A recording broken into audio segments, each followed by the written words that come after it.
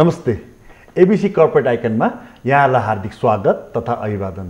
आजको हाम्रो अतिथि हुनुहुन्छ श्री महेश साक्यज्यू वा एमडी हुनुहुन्छ नेपासा। महेशजी नमस्ते। नमस्ते, welcome to the show. Thank you. आराम हुनुहुन्छ? हजुर। अब तपाईँ साउन्ड इन्डस्ट्रीमा हुनुहुन्छ, यो साउन्ड सप्लाई गर्नुहुन्छ इभेन्टमा। नेपालको अलमोस्ट मल्टिनेसनल कम्पनीहरू यहाँ गर्ने सबै कम्पनीहरूमा यहाँहरूको चाहिँ you are doing number 1 business, right?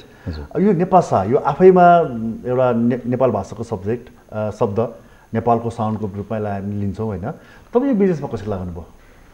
यो अब हाम्रो फ्यामिली बिजनेस हो होइन। पहिला अब बुहारको टाइममा सुरु भएको हो।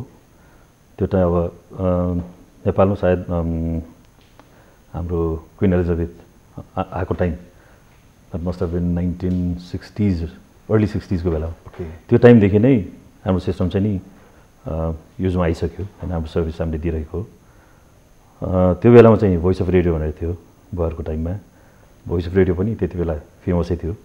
सो त्यो पछि नेपाल रेडियो सर्भिस भनेर भयो हाम्रो। अब जोइन्ट भोइस अफ रेडियो चाहिँ हाम्रो जोइन्ट फ्यामिली हो। त्योबाट छुटेर नेपाल रेडियो सर्भिस भयो। नेपाल रेडियो सर्भिसबाट फेरि अब अर्को जेनेरेसन आउँदाखेरि मैले चाहिँ नेपासा भनेर सुरु गरेको हो। तर मेरो चाहिँ यो like hobby turn into profession हो। इभन स्कुल डेजमा पनि मैले चाहिँ मेरो सिनियरको ब्यान्डमा चाहिँ नि साउन्ड मिलाउँथेँ। तर अहिले जस्तो अब कम्प्लेक्स सिस्टम त होइन, सिम्पल थियो त्यति बेला। सिस्टम नपाउने, इभन सामान मगाउनु पनि गाह्रो थियो त्यो टाइममा। अनि त्यहाँबाट अब कन्टिन्यू भइरहेछ अहिलेसम्म। हजुर। अब जस्तो अहिलेको आउँदाखेरि त अब आजको युग भनेको प्रविधिको युग भइसक्यो होइन। अब यो एरिया हेर्दाखेरि के छ भने वास्तवमा इन्भेस्टमेन्ट धेरै छ। एकदम धेरै एउटा टाइम एन्ड अगेन तपाईँले इन्भेस्ट गरिरहनुपर्छ होइन। अब यो बिलोङ टु यो बिजनेस फ्यामिली। तपाईँ आजको मितिमा म तपाईँलाई ब्लन्टली एउटा क्वेसन सोध्न चाहन्छु। तपाईँ आजको मितिमा चाहिँ यति इन्भेस्ट गरेर तपाईँ यो बिजनेस फेरि खोल्न सक्ने तपाईँलाई जो हबीलाई चाहिँ तपाईँको आएको भए तपाईँ गर्नुहुन्थ्यो? अहिले जुन किसिमको अहिले इन्भेस्टमेन्ट छ होइन, त्यो इन्भेस्टमेन्ट एकैचोटि गर्ने हो भने चाहिँ म यो फिल्डमा चाहिँ सायद लाग्दिनँ होला। किनभने अहिलेको जुन इन्भेस्टमेन्ट छ, अहिलेको जुन र इन्भेस्टमेन्ट अनुसारको रिटर्न हेर्दाखेरि चाहिँ नि खासै चाहिँ छैन। तर अब मेरो केसमा चाहिँ त्यति बेलादेखि अब अक्युमुलेट गर्दै आएको इक्विपमेन्ट भयो। अब टाइम एन्ड अगेन समयअनुसारको चेन्जेसहरू, समयअनुसारको इक्विपमेन्टहरू अपग्रेड गरियो होइन। अहिले अब रिसेन्टली पनि इक्विपमेन्टहरू ल्याएको छु। जस्तै एलइडी स्क्रिन अब नयाँमा पनि अझ बेटर क्वालिटीको होइन। अब एलइडी स्क्रिन भयो, एलइडी लाइट भयो। अब हाम्रो रेन्टल बिजनेसमा सायद फर्स्ट होला मैले यो मिस नेपालमा चाहिँ अस्ति रिसेन्टली भएको मिस नेपालमा कुल लाइट मात्र चलाएको थियौँ। कुल लाइट चाहिँ अहिलेसम्म हामीले प्रोग्राममा चाहिँ चलाएको छैनौँ। मैले रिस्कै लिएर ट्राई गरेको हो, तर रिजल्ट राम्रै भयो। डेफिनेटली वास्तवमा उहाँ सुन्दैन होला, अझै राम्रोसँग तपाईँले देखाइदिनु भयो स्क्रिनमा होइन। मैले चाहिँ म तपाईँलाई सोध्न चाहेको थिएँ जस्तो तपाईँ यो अहिलेको जुन प्रविधि नेपालमा विभिन्न खाले इन्टरनेसनल कन्फरेन्सहरू भइरहेको हुन्छ, वर्ल्ड क्लास कन्फरेन्सहरू भइरहेको हुन्छ। त्यसमा यहाँहरूको नेपासाको लोगो जहिले पनि देखिन्छ। इभन केही समय अगाडि राजनीतिक वृत्तिमा पनि देखिन्थ्यो, हरेक खुला मञ्च भन्ने प्रोग्रामहरूमा अथवा जिल्लाको प्रोग्राममा पनि देखिन्थ्यो। नेपासा एउटा आफैमा ब्रान्ड भइसकेको अवस्था छ होइन। मेरो तपाईँलाई क्वेसन के हो भने यो जुन इन्टरनेसनल क्वालिटीको जुन खाले किसिमको चाहिँ स्ट्यान्डर्डको तपाईँले यहाँ प्रोग्राम गर्नुहुन्छ, त्यो बेलामा अहिले लेटेस्ट विश्व बजारमा के देखिन्छ भने ट्रान्सलेसनको कुरा पनि आइरहेछ। म रिसेन्टली इन्टरपोलको यहाँ भएको तपाईँले गर्नुभएको म एउटा इभेन्टको कुरा गर्न चाहन्छु। त्यसमा जुन ट्रान्सलेसनको पनि कुरा भएको थियो भने सुनेको छ। हुन त त्यो अब एक प्रकारको अब सेक्युरिटी सिस्टमको अलिक क्लोज ब्राकेटको थियो होला होइन। तपाईँले त्यो कसरी गर्नुभयो? जुन ट्रान्सलेसनको इक्विपमेन्ट हामीले पहिलेदेखि नै गर्दै आएको हो, तर यसमा चाहिँ नि अब इन्फ्रारेड सिस्टम चाहिँ युज गरिएको। त्यो चाहिँ कस्तो भन्दाखेरि तपाईँको कुनै कोठाभित्र युज भयो भने त्यहाँभन्दा बाहिर चाहिँ सिग्नल जाँदैन। सिक्रेसी मेन्टेन गर्नलाई चाहिँ इन्फ्रारेड चाहिँ नि एकदम पक्का। तर इन्फ्रारेडको ड्रब्याक चाहिँ के भन्दाखेरि आउटडोरमा चाहिँ युज हुँदैन। सो त्यो भएकोले चाहिँ नि अहिले नयाँ इक्विपमेन्ट चाहिँ ल्याएको छौँ। त्यो चाहिँ नि इन्डोर आउटडोर दुवैलाई हुन्छ। तर अब सिक्रेसी चाहिएको ठाउँमा इन्फ्रारेड छँदैछ। अब आउटडोर अथवा अरू प्रोग्राममा चाहिँ हामीले यो नयाँ अहिले जुन अर्को नयाँ ल्याएको छौँ त्यो चाहिँ नि अब अरू प्रोग्रामहरू चाहिँ त्यो चलाउँछौँ। हजुर। म एकछिन फेरि यो ट्रान्सलेटको कुरा सुन्न चाहन्छु। यो वास्तवमा ट्रान्सलेट कसरी गर्नुहुन्छ तपाईँले? भर्चुअली त्यो रियल टाइममा हुन्छ कि त्यो मतलब त्यो म्यानुअली हो कि त्यो कसरी हुन्छ र कति ल्याङ्ग्वेजमा गर्नुहुन्छ तपाईँहरूले? अब हामीले गर्न सक्ने अहिलेको उसमा चाहिँ नि म्याक्सिमम 6 ल्याङ्ग्वेज हो हाम्रो सिस्टममा। प्रायः त अब सिङ्गल ल्याङ्ग्वेज अथवा 2 ल्याङ्ग्वेज हुन्छ। तर ठुलो यो इन्टरनेसनल कन्फरेन्समा चाहिँ नि धेरै ल्याङ्ग्वेज पनि गऱ्यौँ। अब वर्ल्ड वुमेन कन्फरेन्समा त 8 ल्याङ्ग्वेज पनि गऱ्यौँ। हामीसँगै थियो, उहाँहरू आफैले पनि लिएर आउनुभयो।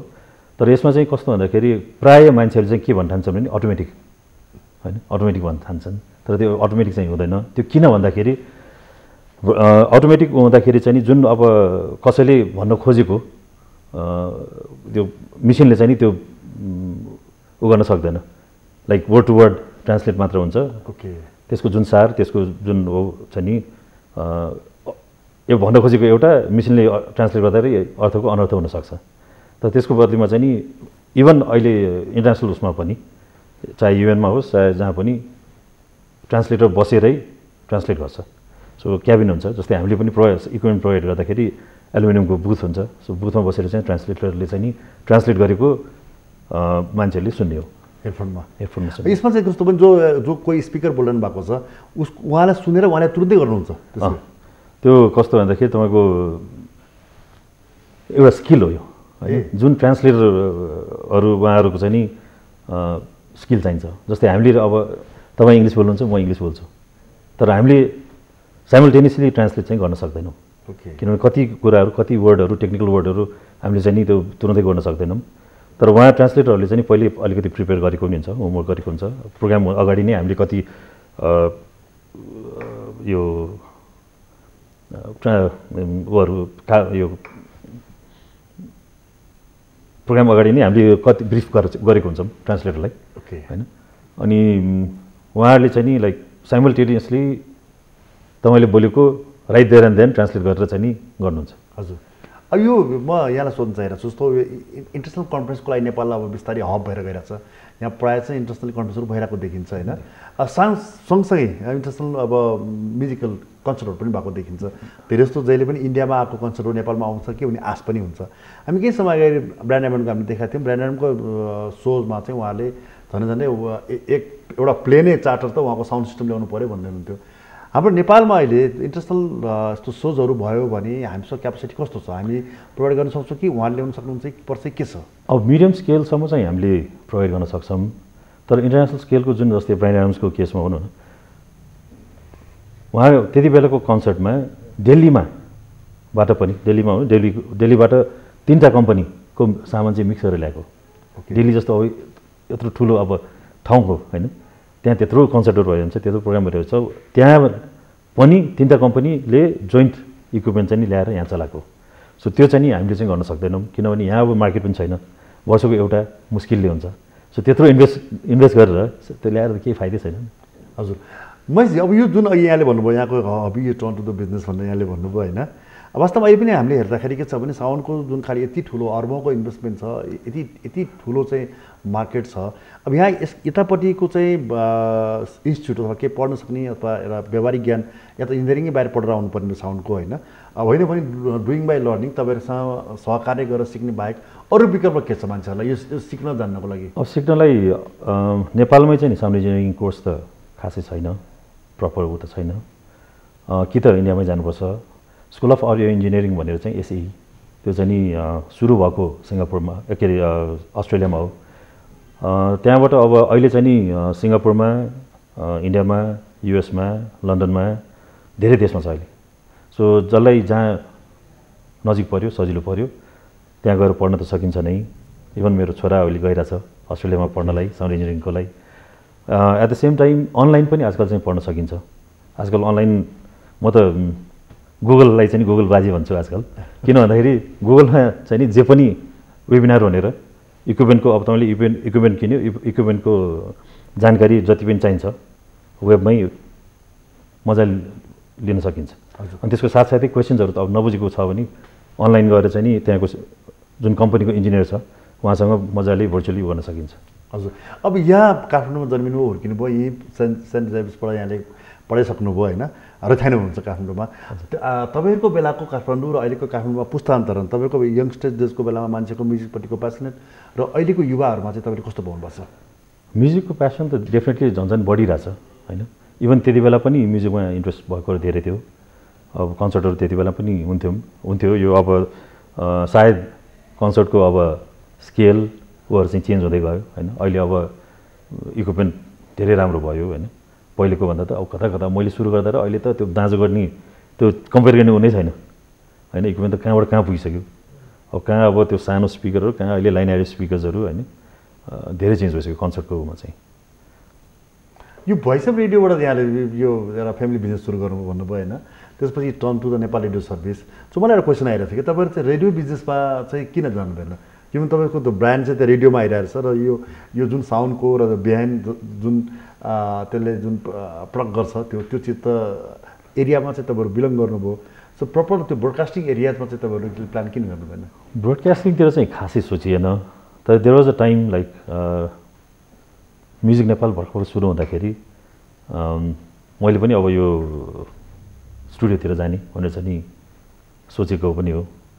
अनि ठाउँ खोजियो, ठाउँ हेरियो, अनि कालिका स्थानमा चाहिँ एक ठाउँ भेटियो। अनि त्यो भेटेको ठाउँमा चाहिँ नि कन्फर्म गरियो, मजासँग गफ गरियो, ल भोलि आएर एडभान्स दिन्छु भनेर हामी फर्क्यौँ। भोलिपल्ट त्यो घरबेटलाई भेट्न जाँदाखेरि होइन म दिन्न भन्दै। ओके। सो त्यो भएपछि मैले त्यति बेला लाइक इक्विपमेन्टहरू सबै रेडी गरिसकेको थिएँ। सो त्यो हुँदाखेरि मलाई एकदम फिल भयो होइन म आफ्नै ठाउँ भएपछि मात्र यो स्टुडियो चाहिँ सुरु गर्छु भनेर। अनि त्यो पैसा चाहिँ नि मैले लगेर चाहिँ एउटा घरमा इन्भेस्ट गरेँ। ओके।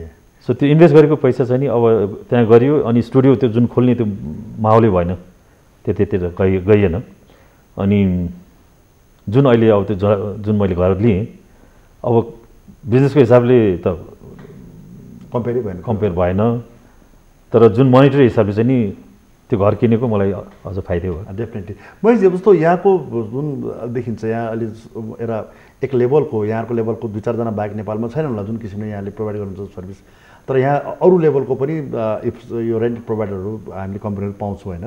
मेरो एउटा क्वेसन के छ भने जति पनि कम्पनीहरू छन् सबैजना कम्पनीहरूको चाहिँ रेन्टल सर्भिस सहित उहाँको इभेन्ट म्यानेजमेन्ट पनि छ र इभेन्ट म्यानेजमेन्ट कम्पनी पनि उहाँले गर्नुहुन्छ। तपाईँ सबै चिज गर्नुहुन्छ, इभेन्ट म्यानेजमेन्ट तपाईँले गर्नुहुन्न। तपाईँले इभेन्ट म्यानेजमेन्टलाई चाहिँ कसरी हेर्नु भएको छ तपाईँले? अब इभेन्ट म्यानेजमेन्ट अहिलेको अवस्थामा इभेन्ट म्यानेजमेन्ट चाहिँ नि नखोली चाहिँ नि नहुने अवस्था आइसक्यो। किन भन्दाखेरि कर्पोरेट अफिसहरू जति पनि छन् इभेन्ट म्यानेजमेन्टलाई डाइरेक्ट दिन्छन् किनभने हेडेक लिन चाहँदैन। त्यो भएकोले चाहिँ नि अब यो सायद अर्को महिनातिर नै इभेन्ट म्यानेजमेन्ट कम्पनी पनि म खोल्ने विचारमा छु। हजुर। यहाँले अघि जुन भन्नुभयो यो इभेन्ट म्यानेजमेन्ट कम्पनीलाई चाहिँ यहाँलाई धेरै शुभकामना महेशजी। जुन अघि यहाँले भन्नुभयो यहाँलाई म्युजिकको सुरुदेखि नै यहाँलाई इन्ट्रेस्ट र युआर इन्टु दिस म्युजिक पेसनेटली होइन। तपाईँलाई म्युजिकको कुन क्षेत्रमा चाहिँ बढी छ? तपाईँ गाउनुहुन्छ कि म्युजिक चलाउनुहुन्छ कि एक्सेप्ट यो रेकर्डिङ र साउन्डको बाहेक? अब म इन्स्ट्रुमेन्ट त खासै बजाउँदिनँ। मैले सिकेको भनेको मादल एउटा मात्रै हो। त्यो पनि स्कुल एजमा हामीले सिक्नै पर्ने थियो। गोदावरीमा सेन्ट जोसेफ गोदावरीमा हाम्रो एभ्री स्याटरडे मर्निङ चाहिँ मादल क्लास हुन्थ्यो। सो हाम्रो क्लासमेटहरू सबैलाई मादल चाहिँ बजाउन आउँछ। अरू इन्स्ट्रुमेन्ट आए पनि मादल चाहिँ बजाउन आउँछ। अब यहाँ रिलिजियस पनि हुनुहुन्छ, बिलोङ टु बुद्धिज्ममा पनि हुनुहुन्छ होइन। एउटा खुसी कुरा के छ भने तपाईँको फ्यामिलीमै हुनुहुन्थ्यो एकजना आचार्यज्यू जो विपसनामा चाहिँ एउटा एक समयमा धेरैजना व्यक्तिलाई उहाँले विपसनाको ट्रेनिङ गर्नुभयो। त्यो एउटा सौभाग्य मैले पनि पाएको थिएँ होइन। तपाईँले विपसना गर्नुभएको छैन? मैले विपसना गर्ने चाहिँ मौका पाएको छैन। 2चोटि मैले नाम लेखाएको पनि हो तर म अहिलेसम्म चाहिँ गएको छैन। हजुर। यो जुन बुद्धिज्मको जुन ब्रोडर एरिया छ, जुन एस्पेक्ट छ, जुन खालि किसिममा धेरै एरियाजमा नेचुरल म्युजिकको कुराहरू लाई पनि भगवान् बुद्धले चाहिँ आत्मसात गरेर त्यसलाई ग्रहण गर्ने भन्नुहुन्छ होइन। तपाईँलाई कस्तो लाग्छ नेचुरल यो जुन खालि हामी अहिले भर्खरै कुरा गरिरहेको चाहिँ यो त आर्टिफिसियल म्युजिकको कुरा गरिरहेको छौँ नि, यसमा चाहिँ नेचुरल म्युजिकल जुन नेचुरल्ली हुन्छ नि त्यसको कतिको प्रभाव हुन्छ? नेचुरल जुन इन्स्ट्रुमेन्टल म्युजिकहरू यिनीहरू सुन्दाखेरि जुन त्यो माइन्डलाई एउटा त्यो पिसफुल त्यो आउँछ नि, पिस जुन आउँछ त्यो चाहिँ नि म्युजिकले चाहिँ नि मेन्टल उको लागि पिसको लागि चाहिँ धेरै असर गर्छ होला। हजुर। भनेपछि अब यो जुन खाले बिजनेसको अहिले हामी कुरा गऱ्यौँ तपाईँलाई होइन, जस्तो अब हेर्दा त अब अहिले त निकै ठुलो ह्युज अमाउन्ट त्यो सबै जोड्दा भने त निकै ठुलो अमाउन्टको कुरा देखिसकिन्छ यो अहिलेको जुन साइजमा तपाईँले बिजनेस गर्नुहुन्छ होइन। नेपालमा यो बिजनेसको अहिलेको हिसाबमा चाहिँ मार्केट कति ग्रो भइरहेको छ? र यो जस्तो हामीले कुराहरू गर्दाखेरि जस्तो पहिला त कन्सर्टहरू सबै चिजहरू काठमाडौँ र यतातिर मात्रै हुन्थे, अहिले त नेपालभरि हुन्छ। नेपालभरि जिल्लाहरूमा चाहिँ महोत्सवहरू हुन्छ र विभिन्न खाले कन्फरेन्सहरू कालापत्थरसम्म पनि भएको अवस्था छ देशमा होइन अहिले यो बिजनेस चाहिँ कति ग्रो भइरहेछ बिजनेस त डेफिनेटली ग्रो भएछ अब काठमाडौँ नै यो पपुलेसन यस्तो बढिसक्यो होइन त्यसको साथसाथै इन्टरनेसनल कन्फरेन्सेसहरू पनि बढेको छ अनि जस्तै इन्डियाबाट यहाँ आएर बिहा गर्ने होइन त्यो पनि भयो त्यो जुन अहिले यो पहिला यो द्वन्द्वकाल जुन छ त्यो नभएको भए चाहिँ नि यहाँ चाहिँ यो काठमाडौँ चाहिँ नि इन्टरनेसनल कन्फरेन्सको लागि सेन्टर भइसक्यो हुन्थ्यो अबै हुन्थ्यो मजाले हुन्थ्यो तर त्यो चिज चाहिँ अहिले इट्स क्याचिङ अप होइन अहिले पहिलाभन्दा धेरै अब जस्तै इन्टरपोलको रिसेन्टली भयो वर्ल्ड वुमेन कन्फरेन्स भयो त्यसको साथसाथै अरू कन्फरेन्सहरू धेरै भइसक्यो अब क्री वर्ल्ड भनेर इन्डियाको छ उहाँहरूको अहिले आउँदैछ उहाँहरूको पहिले पनि मैले गरेको हो अहिले पनि फेरि हुँदैछ कन्फरेन्सहरू यहाँ चाहिँ नि पोलिटिकल डिस्टर्बेन्स र उहरू नहुने हो भने नेपाल चाहिँ नि इन्टरनेसनल कन्फरेन्सको लागि चाहिँ सेन्टरै बन्छ हजुर यो कन्फरेन्सको जुन इन्टरनेसनल एरियाजमा हामी गइरहेको छौँ नि होइन नेपालको जुन खाले किसिमको टुरिज्ममा ब्रान्ड छ जुन खाले किसिमको चाहिँ यहाँको नेचुरल एउटा हामी ब्रान्ड इमेज छ नि त्यो यो इमेजहरू चाहिँ कन्फरेन्समा जोडेर कतिको आएको छ भन्नुपर्दा मैले कस्तो भने हाम्रो यहाँको यो प्रमोसनको लागि यो खाले चिजको लागि चाहिँ तपाईँहरूले इन्टरनेसनली चाहिँ कति चिजहरू गर्नुहुन्छ कसरी गर्नुहुन्छ तपाईँहरूले होइन अब जुन यो इन्टरनेसनल कन्फरेन्सहरू यहाँ हुने भनेकै नेपालको नेचुरल ब्युटीको लागि पनि हो कन्फरेन्स मात्रै होइन ओके यहाँ गर्ने भनेकै यहाँ आएर कन्फरेन्स गरेर त्यसको साथसाथै हिमालयहरू हेर्ने होइन नेपालको अब जति पनि नेचुरल ब्युटीमा हाम्रो फेमस छौँ त्यो हेर्नलाई पनि आउने हो होइन काठमाडौँको दरबार स्क्वायरहरू पुरानो ठाउँहरू हेर्नलाई आउने हो नि कन्फरेन्सलाई मात्रै भनेर आउने होइन त्यो त साइड बाई साइड जाने हो हजुर नेपालको प्रायः जस्तो सबै बिजनेस सबै अर्गनाइजेसन सबै एरियाजमा चाहिँ ट्रेन म्यान पावरको कमी छ अब यहाँ चाहिँ सिरियसली एसआर प्रब्लम छ होइन तपाईँको यो एरियाजमा त झन् बाई लर्निङ बाई डुइङका कुराहरू पनि सुन्ने भर्खरै हामीले होइन यस्तोमा चाहिँ ट्रेन म्यान पावर रुटिन गर्नलाई तपाईँलाई कतिको अप्ठ्यारो छ र मान्छेलाई आफूले राख्नको लागि चाहिँ त्यो कतिको जोखिम गर्नुपर्छ अब हाम्रो फिल्डमा कस्तो छ भन्दाखेरि त्यतिकै लेमान आएर त भएन उसलाई ट्रेन गर्नु पऱ्यो टेक्निकल हो होइन टाइम लाग्छ एउटा अब प्रपर कन्सर्टमा चलाउनु जान्ने हुनलाई 3-4 वर्ष लाग्छ किनभने त्यो फिल्ड एक्सपिरियन्स नभइकन पढेर मात्रै पनि हुँदैन त्यो गर्दाखेरि पनि ट्रेन गऱ्यो त्यो पछि के भन्छ हाम्रो स्प्रिङ बोर्ड जस्तो भइरहेछ ट्रेन गऱ्यो अरे हामी कहाँ सिक्यो त्यहाँबाट अरू ठाउँमा जाने अथवा विदेश जाने त्यो ट्रेन चाहिँ धेरै छ अब यो चिजलाई चाहिँ नि सायद अब बिजनेस एकदम बढ्यो भने हामीले पनि अब स्टाफहरूलाई रिटेन गर्नलाई चाहिँ सजिलो हुन्छ होला हजुर अब यो जुन अघि हामीले कुरा गरिहाल्यौँ धेरै चिजको सेन्टरलाइज त काठमाडौँ नै छ काठमाडौँमै बसेर तपाईँले सबै चिज स्टोरेज पनि मार्केटिङ पनि यही गर्नुहुन्छ होइन यो एउटा जुन यो साउन्ड रेन्टल अथवा इभेन्ट कम्पनीहरू जुन खालि हामी कुरा गरिरहेको छौँ यसको चाहिँ अरू नेपालको अरू एरियाजहरूमा चाहिँ ब्रान्चेसहरू किन नखोल्नु तपाईँहरूले मैले ब्रान्च खोल्नलाई पहिला धेरै अफर आएको हो इभन मेरो साथीहरूले पनि धेरै रिक्वेस्ट गरेको पोखराको विराटनगरको उहरूमा तर काठमाडौँभन्दा बाहिर जानलाई चाहिँ नि मलाई चाहिँ त्यो सिचुएसन मिलेन होइन तर अहिले आएर चाहिँ नि अब जति पनि बाहिर यो ठुलो सिटीहरू भनौँ न पोखरा विराटनगर वीरगन्ज त्यहाँ चाहिँ सबै ठाउँ प्रायः सबै ठाउँमा चाहिँ अहिले साउन्ड सिस्टम सानो चाहिँ अथवा इभन ठुलो पनि खोलिसकेको छ हजुर यहाँले जुन अघि भन्नुभयो होइन जुन खाले किसिमले सुरु गर्दाखेरिको जुन टेक्निकल अवस्था थियो यहाँको र यहाँ यो फिल्डमा चाहिँ hobby by hobby turn to the business भन्नुभयो यहाँले होइन सुरुको दिनमा चाहिँ तपाईँलाई अगाडि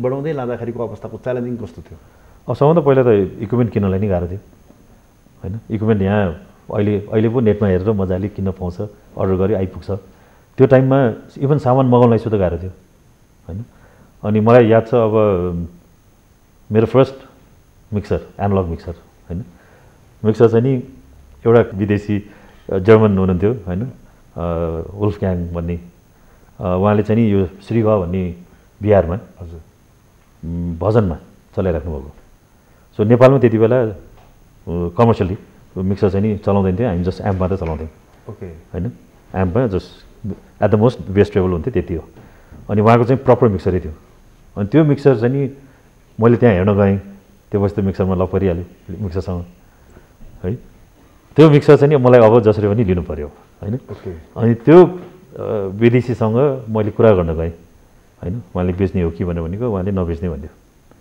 त्यो पछि उहाँलाई मैले साथी बनाएँ उहाँको घर खोजेर उहाँलाई भेटाइकन साथी बनाइकन करिब करिब त्यो भजन जुन बेला मैले देखेको त्यसको 6 महिना जति पछि बल्ल त्यो मिक्सर मैले किनेर छाडेँ। अनि त्यो मिक्सर सायद नेपालको उसमा चाहिँ नि त्यो मिक्सर जति नेपाल अधिराज्यभरि इभन दार्जिलिङसम्म पनि त्यो मिक्सर चाहिँ नि गएको छ। ओके, लाइक ठुलो सानो प्रोग्राम कन्सर्टहरू धेरै गरियो त्यो मिक्सरमा।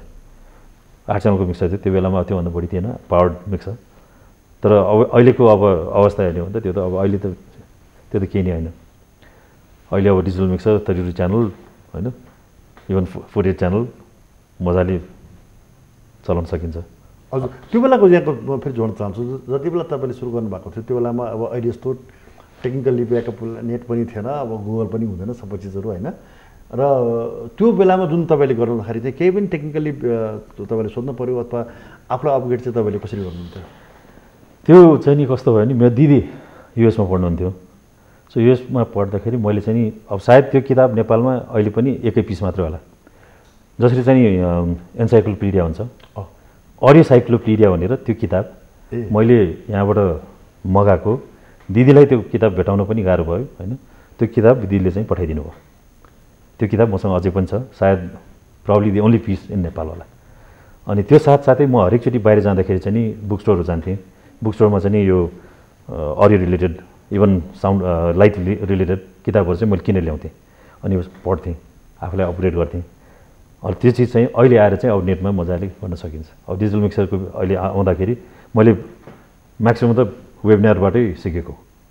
ओके, यो यहाँनिर मलाई फेरि तपाईँलाई सोध्न मन लाग्यो महेश, जस्तो नेपालको कन्टेक्समा जहिले पनि के छ भने पहिला प्रविधि प्रोडक्टै पहिला छिर्छ, त्यसपछि मान्छेले सिक्छन्, मान्छेले त्यसलाई चाहिँ चलाउनु गर्छन् होइन। अब अहिलेको परिप्रेक्षमा पनि कति चिजहरू हामी अहिले कुरा गर्दा पनि कति चिज इन्भेन्ट भइसकेका हुन्छ, कति चिजहरू लन्चिङ भइसकेका हुन्छ, कति नयाँ चिजहरू प्रोडक्टहरू लाइनअपमा भइरहेको हुन्छ होइन। यो चिजहरूमा चाहिँ यो नेभर एन्डिङ प्रोसेस हो नि हो। त्यो त्यस्तो बेलामा चाहिँ तपाईँहरूले चाहिँ अब कतिपय अवस्थामा त सामानहरू रिस्क पनि लिनुपर्छ होला, यहाँ आएपछि सिक्नुपर्छ होला, यहाँ आएपछि गर्नुपर्छ होला होइन। त्यस्तो बेलामा चाहिँ आफूलाई त्यो बिजनेस रिस्क त्यो खालि मेन्टली तपाईँले कसरी रेडी गर्नुहुन्छ तपाईँले? अहिलेको टेक्नोलोजीको फाइदा लिने हो। जस्तै कि रिसेन्टली अब हामीले एलइडी स्क्रिन ल्यायौँ, 10 बाई अलमोस्ट 32 फिटको स्क्रिन ल्यायौँ होइन। त्यो स्क्रिन ल्याउँदाखेरि चाहिँ हामीसँग पहिले भएको सफ्टवेयर र यो चाहिँ फरक थियो। सो अनि हामी चलायौँ, त्यसमा प्रब्लमहरू आयो, हामीले कोसिस गऱ्यौँ, भएन। तर अहिले चाहिँ नि एउटा सफ्टवेयर छ, मलाई त्यो सफ्टवेयरको नाम याद आएन, बट देन त्यो सफ्टवेयरमा चाहिँ के गर्दा मिल्दो रहेछ भने चाइनाबाट मैले जुन एलइडी स्क्रिन ल्याएको चाइनाबाट ल्याएको होइन। सो चाइनाबाट त्यहाँको इन्जिनियरले मेरो ल्यापटपमा पुरा के भइरहेछ उसले चाहिँ त्यहाँबाट हेरेर मेरो ल्यापटप उसले त्यहाँबाट चलाउने होइन। त्यो चलाएर मेरो जुन त्यो प्रब्लम थियो उसले त्यहीँबाट सल्भ गरिदियो, प्लस यसो गर्नु भनेर चाहिँ उसले सिकाइदियो।